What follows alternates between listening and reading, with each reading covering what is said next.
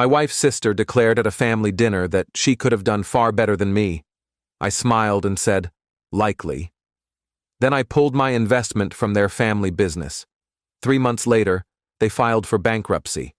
I'm 38, male, and need to vent because the fallout has been wild. My wife, Sarah, 36, and I have been married for 8 years. Strong marriage, great teamwork, but her family is where things get messy. Her sister, Fiona, 41, has always had an issue with me. I'm a financial consultant who works freelance. Not flashy, but I earn well and excel at my job. Fiona married Ethan, 43, who inherited his father's textile import business. They live in a faux luxury world, leased Mercedes, designer clothes, constantly posting about their perfect life. Here's what most didn't know. 3 years ago, Ethan's business hit a cash flow crisis. Overseas suppliers demanded upfront payments, clients delayed invoices, a classic pinch. They needed capital fast, or they'd lose major contracts. Sarah pleaded with me to step in. Family, right? I'd just sold my share in a tech startup. Not massive, but a solid 6-figure payout. Against my instincts, I invested $180,000 for a 30% stake in their company. Legal contracts, attorneys, everything documented. I stayed a silent partner, avoiding daily operations, just collecting quarterly reports and my profit share. The business recovered. My investment saved them, and they've been profitable since. I received my distributions. Everyone seemed content. Or so I thought.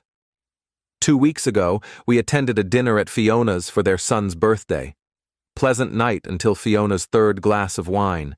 She started rambling about how Sarah was always the beautiful one, could have married that lawyer from college or the hedge fund guy who adored her. Then she stared at me and said, I mean, she could have done so much better than, well, you know. She gestured at me. A consultant? Really? She settled big-time dead silence.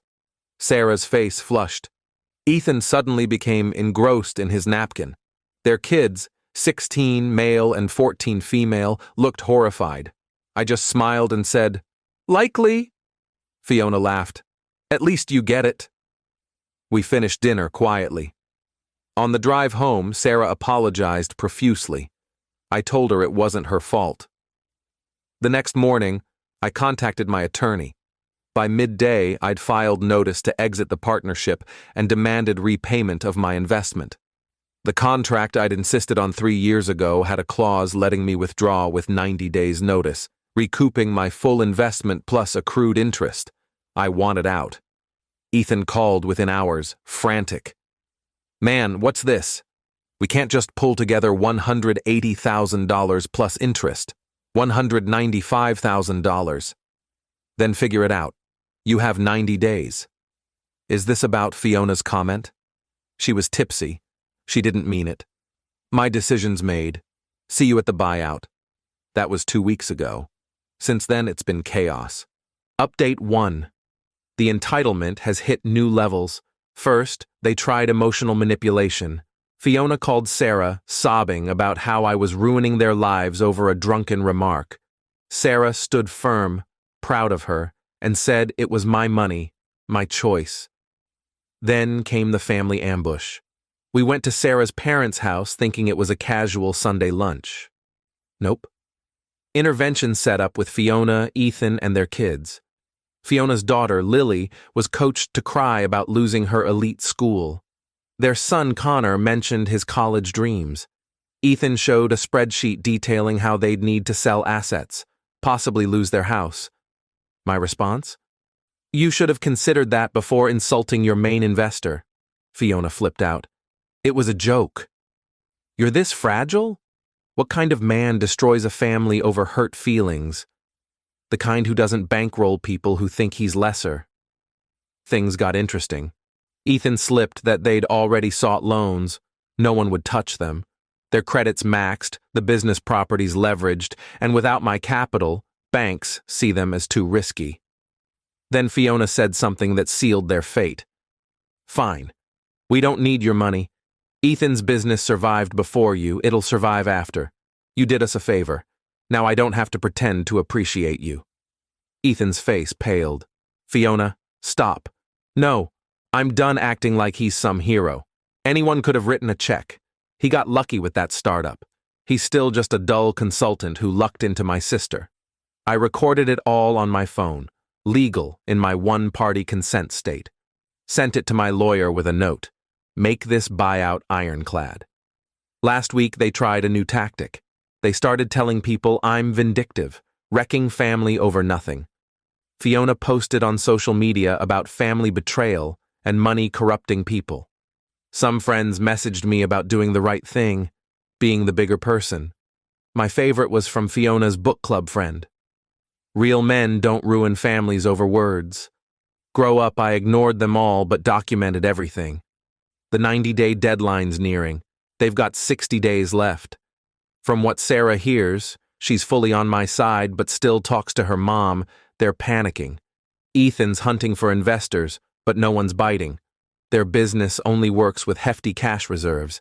Without my stake, it's a shaky structure. Best part? I ran into Fiona at the supermarket yesterday. She marched up to me. "You win." "Happy? You're destroying my kids' futures because your pride got hurt." "No. I'm reclaiming my legal investment.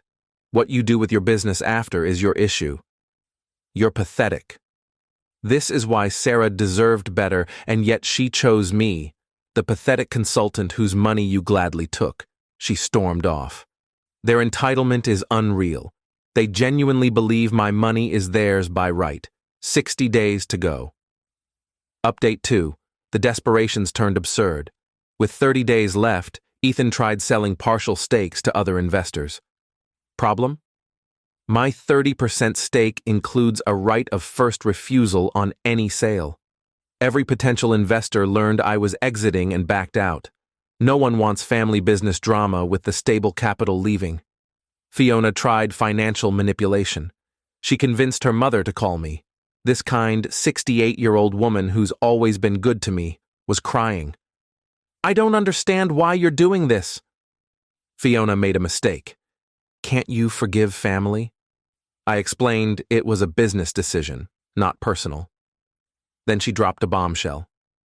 "Fiona says if you don't stop, I might have to sell my house to help them." I called Sarah immediately. Fiona had guilt-tripped their mom, suggesting she might need to mortgage her paid-off house to save the business. Sarah went ballistic on her sister. Their relationship's essentially done. 2 weeks ago, things got legally spicy. I received a letter from a shady lawyer, not Ethan's business attorney, claiming I breached fiduciary duty as a partner and that my withdrawal was meant to harm the business. They threatened to sue for damages. My lawyer chuckled, sent a reply with my contract proving my right to exit, records showing I never managed operations, no duty to breach, the recording of Fiona saying they didn't need my money, and a warning that frivolous lawsuits would face a fierce legal counter. Haven't heard from that lawyer since. Last week was the peak. Ethan showed up at my office, not aggressive, just broken. Man to man, we're losing everything. The house, the business, everything. My kids, I can't provide for them. You had a profitable business. Figure it out. We used profits to grow. New machines, more staff. We assumed your capital was locked in. You assumed wrong. That's why contracts exist. Fiona's falling apart. On anxiety meds. Can't sleep. Not my problem. Then he tried the family angle. We're family. Your niece and nephew. Think of them. I am. I'm thinking how their mom thought it was fine to humiliate me in front of them. What does it teach if there's no consequence? He left, defeated. Almost felt bad. Almost. Yesterday, with 10 days left, Fiona sent a formal apology letter. Not an email, a physical letter. 3 pages of regret, admitting she's always been jealous that Sarah found stability while she and Ethan struggled to keep up appearances. She blamed business stress for her outburst. It might have been sincere, but it ended with, "I hope this apology helps you reconsider your decision." Not about remorse, just the money. It's always about the money. Sarah's been amazing through this. She's told her family she supports me fully. What clinched it for her was them dragging her mom into it. Our marriage is stronger than ever. 8 days until the deadline. They still don't have the funds. Update 3. I didn't think they could stoop lower. I was wrong. Fiona went full scorched earth. She spread a story that I've been financially controlling Sarah, isolating her, managing all the money, and that pulling my investment was me punishing her family to maintain dominance. She called Sarah's friends, claiming I keep her from family, control our finances, and this business move is about power. One friend, Claire, called Sarah worried. Sarah lost it. Went to Fiona's house for a shouting match the neighborhood overheard. Sarah warned that one more lie would lead to a defamation lawsuit. But here's the twist I didn't expect. Ethan's business partner, Mark, who owns 20%, contacted me yesterday. Offered to buy my 30% stake for $200,000, more than I'm owed. I was wary, so I investigated. Mark's been planning this. He knew Ethan and Fiona were overspending. He knew they couldn't handle a major capital withdrawal. He's been quietly positioning to take majority control. If I sell to him, he'll own 50% and can push them out entirely. Mark and I met for coffee this morning. They've been draining the company, he said. Lavish business trips that were vacations. Fiona's on payroll as a branding consultant doing nothing. Company cards for personal expenses. I've documented it all. Why wait? Needed the right moment. Your exit gave me the opening. They can't buy you out. I can. Then I control the board. It's brutal. It's cold. It's exactly what they deserve. I'll need to review with my lawyer, I said. Of course.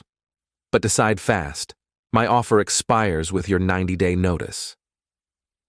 Here's the beauty. If I take Mark's deal, Ethan loses his father's company. The thing that defines him, gone. And it's all legal. Fiona doesn't know about Mark's offer yet. She's still scrambling, now trying to get a high-interest hard money loan. Ethan's begging suppliers for extended credit or investments. Everyone's declining. Their son Connor contacted me yesterday. He's 16, seems like a good kid despite his parents. Uncle, I know Mom was wrong. But can you give us more time? Like 6 months? Your parents had 3 years to show basic respect. They didn't. This will ruin my life too. No, it'll change it. There's a difference. You'll adapt. He hung up. Can't blame him. Sarah asked last night what I'll do about Mark's offer. I'm taking it. The extra $5,000 covers legal fees, and knowing Ethan will lose the business entirely is poetic justice. Fiona belittled me while taking my money. Now she'll see what happens when the dull consultant stops tolerating disrespect. 2 days left. Told Mark I'm in. Papers signed tomorrow. They're about to lose it all, and I'm sleeping soundly. Final update. The bankruptcy filing hit exactly 92 days after I withdrew my investment, but I'm jumping ahead. On the deadline day, Ethan called 18 times. Fiona sent endless texts to me and Sarah. They'd scraped together $140,000, borrowed from friends, maxed out credit, even got their church involved. Still $55,000 short. Their last effort was showing up at our house at 10 p.m. with a $140,000 cashier's check and a promissory note for the rest. Ethan looked like he'd aged a decade in 3 months. Please, this is all we have. Take it and give us 6 months for the rest. My deal with Mark closes tomorrow. That's when Fiona learned about Mark. Her expression, pure shock. Mark? Our Mark? He's buying you out? For more than you owe me, actually. She turned to Ethan. You said Mark was with us. Ethan stared at the floor. He knew it was over. The next morning, I sold my stake to Mark. Smooth transaction. Mark called a board meeting and presented evidence of financial mismanagement. Voted Fiona off the payroll and demoted Ethan to a salaried employee with no authority. Ethan could stay under Mark or leave and start over at 43 with no capital and ruined connections. He chose to leave. Pride, I suppose. Within a month, they sold their house, barely breaking even with their loans, pulled their kids from private school, and Fiona got a job at a PR agency, earning $45,000 a year. Ethan's a sales rep for a fabric company. Together, they're making maybe half their old business income. The bankruptcy was personal, not business. Without the company's revenue and with personal debt from their lifestyle, they couldn't keep up. Chapter 7. Clean slate. But their credit's ruined for a decade. Here's the twist. Connor, their son, reached out last week. Asked for help with financial planning. Kids working part-time, saving every penny, determined not to end up like his parents. I agreed to guide him. Fiona's livid, but she can't stop him. Sarah's done with her sister. Their mom understood the truth after the bankruptcy and learned about Fiona's lies. She apologized for initially siding with Fiona. Last week, I ran into Ethan at a cafe. He looked drained. "Mark's changing the company into something Dad would have despised," he said. "All tech and cost-cutting." "But profitable?" "Yeah, very. Then Mark's a better businessman than you." He stared at his coffee. "Fiona still thinks you overreacted." "And you?" "We got what we deserved. We took you for granted." He paused. "I never thanked you for that investment 3 years ago. It saved us. We just forgot that you didn't forget. You thought you didn't need to remember." He nodded and left. Fiona still posts online about overcoming hardship and discovering true family. Comments are supportive from those who don't know the full story. Those who do? They've pulled away. Sarah asked last month if I had regrets. "None," I said. They showed their true colors. I showed them the cost. The funniest part? My consulting business is booming since this went down. Business owners respect someone who enforces contracts and keeps emotions out of deals. I've landed 3 new clients who said they want someone who treats business like business. Fiona was right about one thing. Sarah could have married that lawyer or hedge fund guy, but she chose me, the dull consultant who values respect, contracts, and consequences. And honestly, that's more than enough. Edit. Since people keep asking, "Yes, it's legal. Yes, lawyers reviewed everything. No, I don't feel bad. Respect costs nothing. They chose not to give it while taking my money. That's on them."